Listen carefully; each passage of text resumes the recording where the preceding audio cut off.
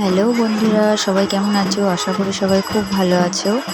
তো এখানে যে মায়ের মূর্তিটা দেখতে পাচ্ছ, এটা হচ্ছে মা গণেশ জননী। আমাদের এখানেই পুজো হয়, গঙ্গার পাশে এই মন্দিরটা। বড় করে পুজো হয়, এটা অফ সিজনের পুজো। মা গণেশ জননী মায়ের পুজো, বিশাল মেলা বসে। এই যে এটা আমি তো একটুখানি দেখিয়েছি, অনেক বড়ই মেলা বসে। আশেপাশে যেগুলো ছিল সেগুলোই কভার করেছি। এত ভিড়, মানে ভিডিও করা তো পসিবলই নয়, তার মধ্যেও একটু ভিডিও ক্লিপ নিয়েছি। তো এখানে মায়ের আরতি হচ্ছে, এখানে আরও ভালো করে দেখা যাচ্ছে, দূর থেকে তো দেখাতে পারিনি। ওই যে মায়ের কোলে গণেশ বসে আছে, সেই জন্য নাম গণেশ জননী।